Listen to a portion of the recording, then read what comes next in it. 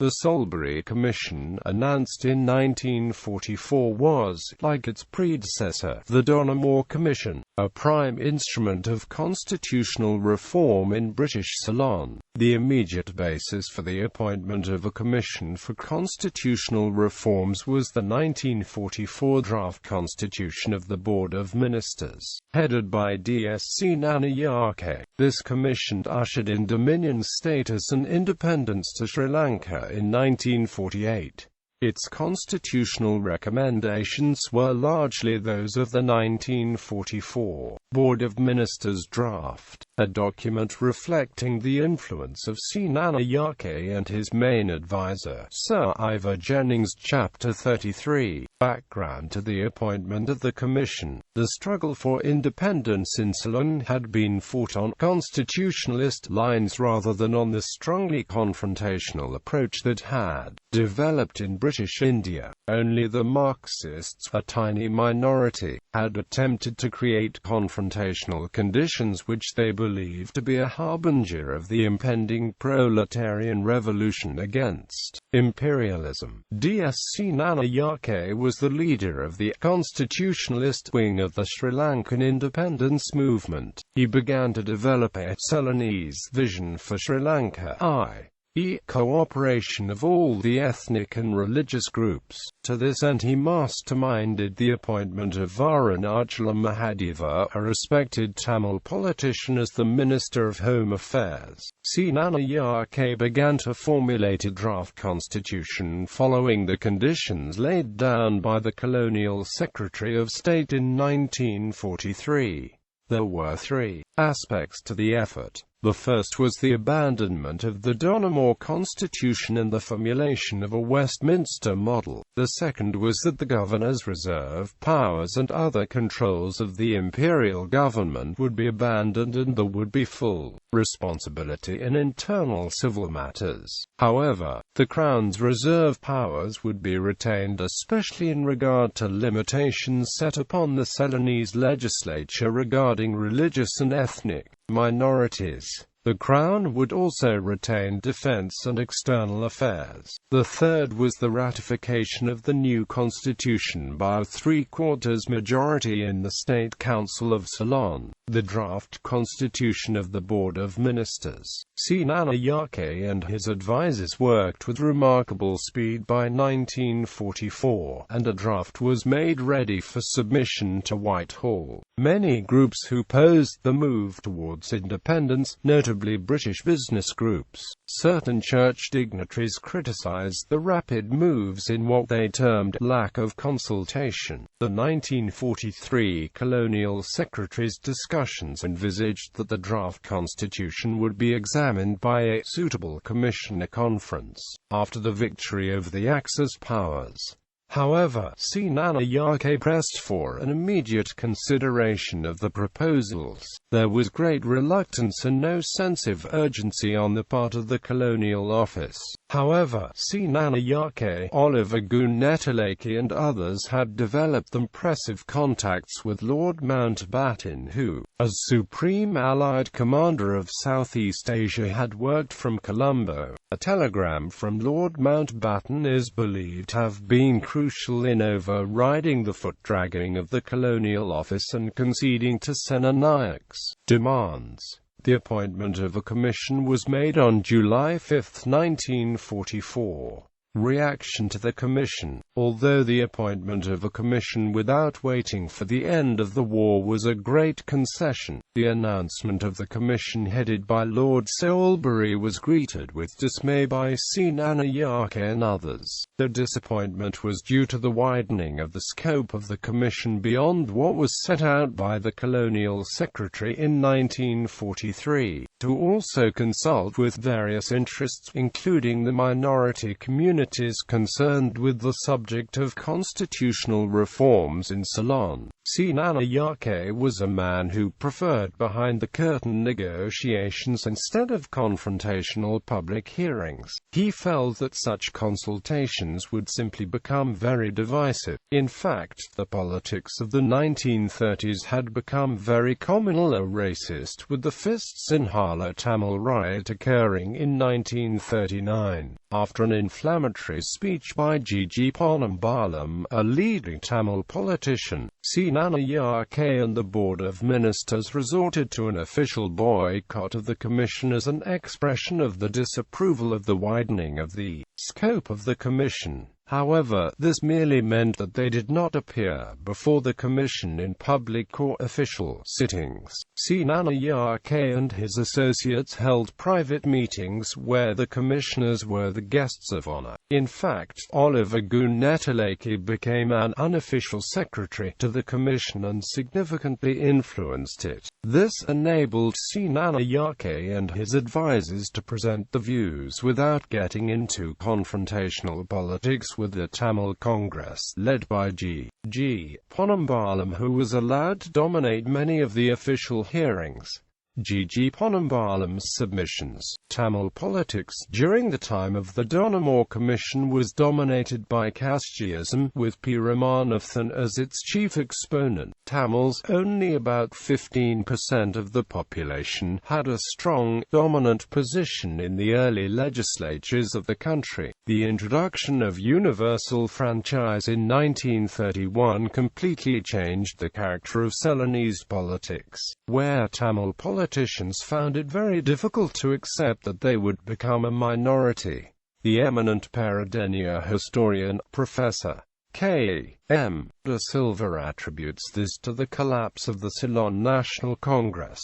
According to Dr. Jane Russell, Tamils also found it very irksome that the Sinhalese possessed a written history known as the Mathivamsa extending back to some 25 centuries, whereas the Tamils were seen as later migrants or invading settlers. This, as well as other factors, led to a development of Tamil nationalism and communal feeling, displacing casteism to a secondary place in the nation's politics. Communal politics, which involved attacks on the Mathivamsa, suspicious examination of appointments to public office, opening of colonization schemes, etc. For communal bias became commonplace. Gigi Bonham wrested control of Tamil politics from the Arunachalam family elitist Colombo Tamil group and followed a stridently communal political program. This was matched by similar nationalist politics, led by S.W.R.D. Bandaranaike, the Sinhalese counterpart of Bonham. Balance representation scheme. The Tamil Congress, led by Bonham, had evolved the policy of 50-50, i.e. allocation of an equal number of seats in the legislature to the Tamils and the Sinhalese, overriding the natural universal franchise representation where the 15% Tamils, 75% Sinhalese, would lead to only about 15 seats in a chamber with 100 representatives. Bonham, an English-educated Catholic lawyer who was elitist and abrasive by temperament, justified this by pointing out that there were roughly equal numbers of English-educated Sinhalese and Tamils, and that this would also guarantee a place of political parity for the Tamils.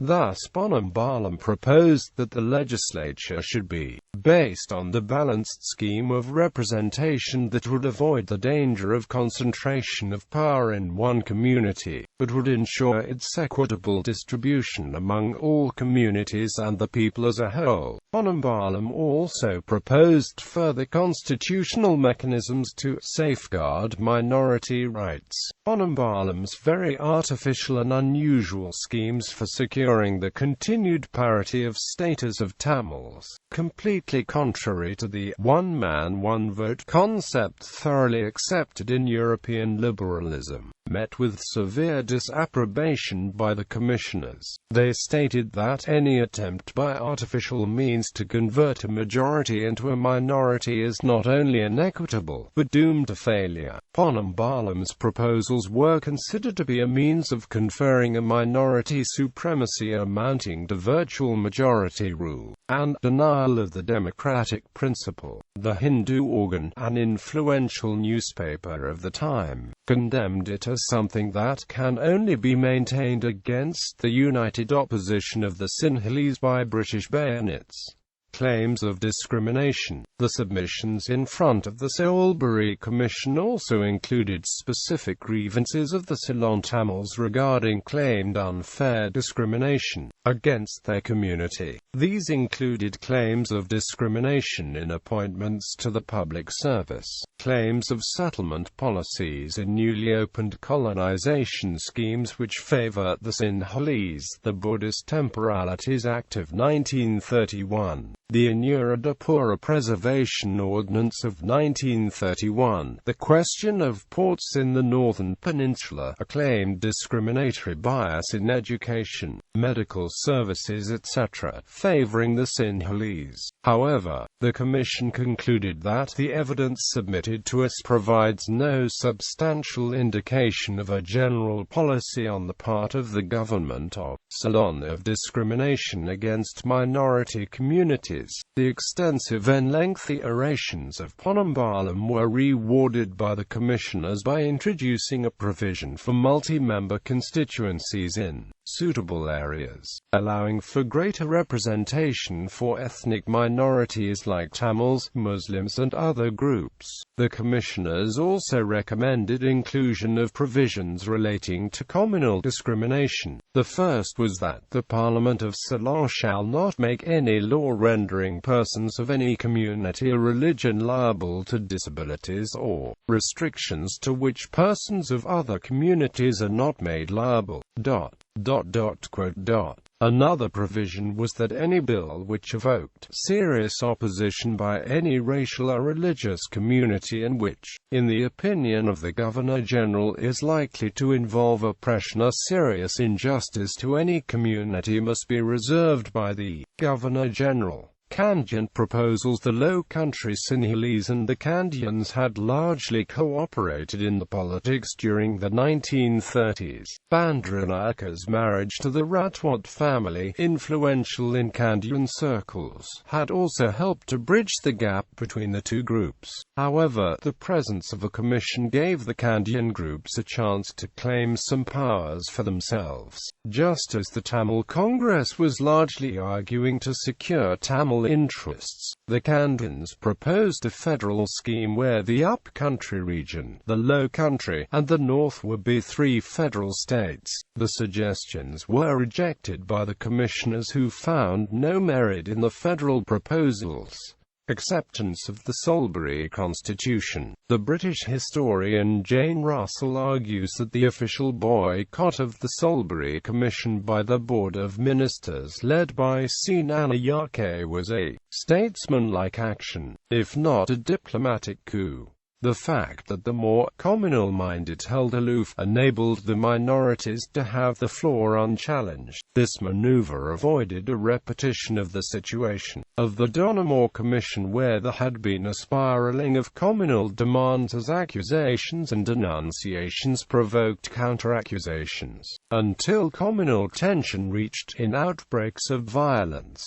It enabled Gigi Bonham to strut about the political arena for a few months unimpeded, while the Board of Ministers maintained a quiet dignity while doing behind-the-curtain politics. Thus the visit of the Soulbury Commission and the final Soulbury report did much to reconcile the minority communities with the Sinhalese leadership. Under D.S.Senanayake, the voting in the third reading of the Sri Lanka Bill of January 1945 was supported by all the Muslim members, and by T.G.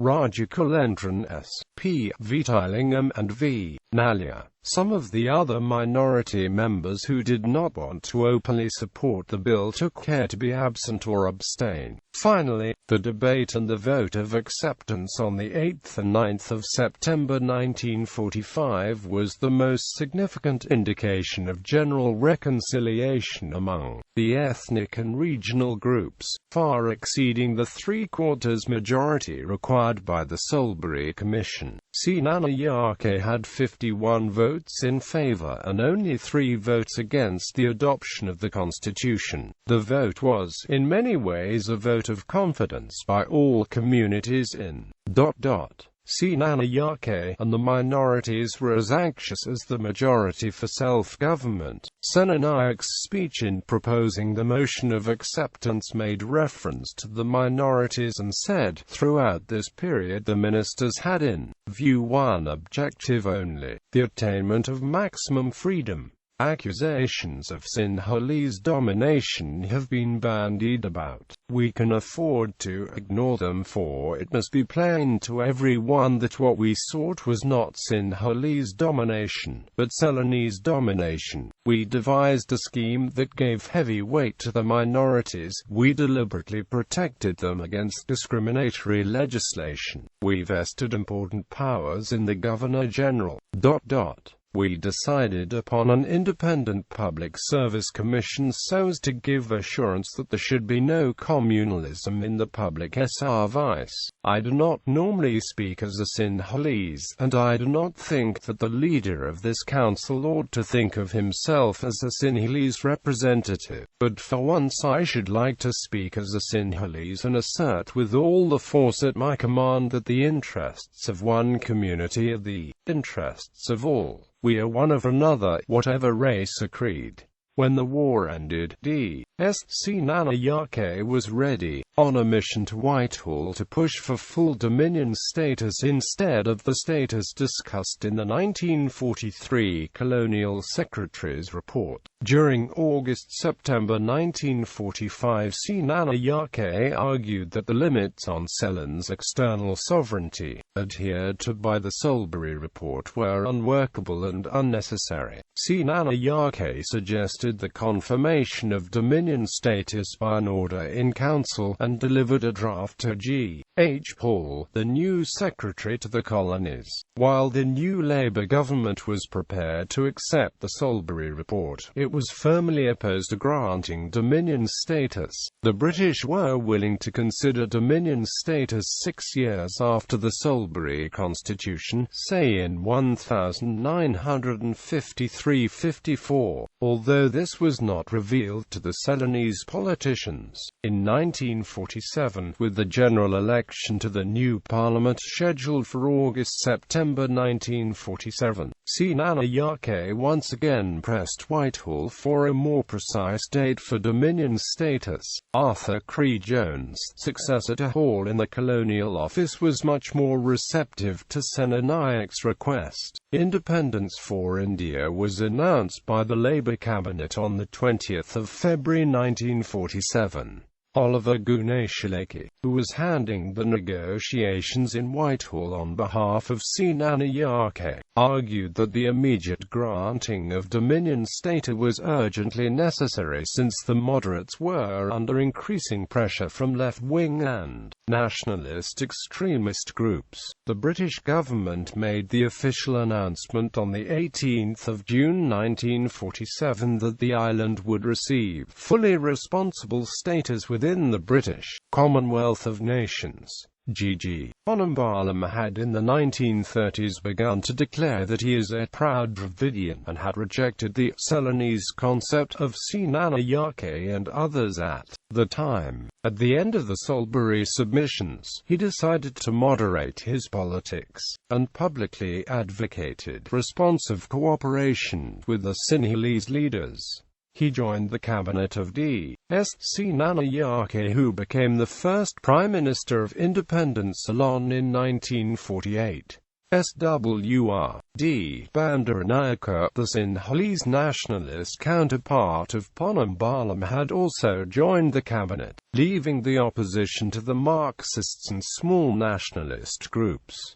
The aftermath, an important piece of legislation, enacted in 1948, and modified in 1949, was the Indian Citizenship Act, which limited citizenship to Indian workers who had at least 10 years of residence in the country. This was similar to the requirement which was then current in most European countries. Although Sena Nayak had consistently supported the citizenship under less strict conditions as early as 1923, and as late as 1941 in the Indo-Ceylon talks. This change of attitude was a reaction to the increasing agitation of the Marxist trade unionists, whose power was misjudged by the colonial administration as well as most politicians of that era. Thus, Sena Nayak was supported by many Tamil leaders including Ponambalam and constitutionalists like Dr. Ivor Jennings, in regard to the Indian Citizenship Act.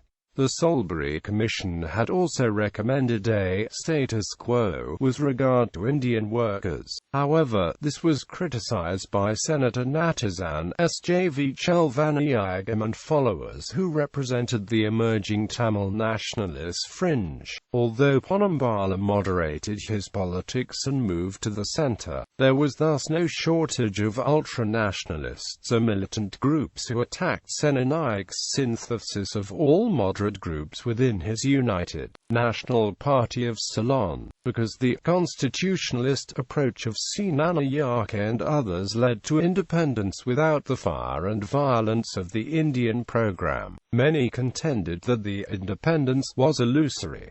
Fears were expressed, mainly by the Marxists, of secret clauses in a hidden treaty. Events were to prove that these claims were false, and ultra-nationalist Tamil movement, which had previously grouped as the League of Tamil Federations, denounced Ponambalam and other Tamils as traitors, and formed the Ilankai Tamil Arasu Katchi, or the Tamil Government Party. This party would present a deeply separatist agenda in its Tamil language publications, but presented a more moderate picture in its English language presentations, where it was known as the Federal Party. The Federal Party and the Marxist parties began to attack the Sena Nayak government, but at the time the support in the country was minimal. The greatest threat to Sena Nayak's policies came when Bandaranaike left the Sena Nayak cabinet and formed the Sinhala nationalist Sri Lanka Freedom Party. Sena Nayak died in a horse-riding accident in 1952, and after that the low-key, behind-the-curtain approach of Sena Nayak was displaced by direct communal agitation for linguistic and other demands of the two communities,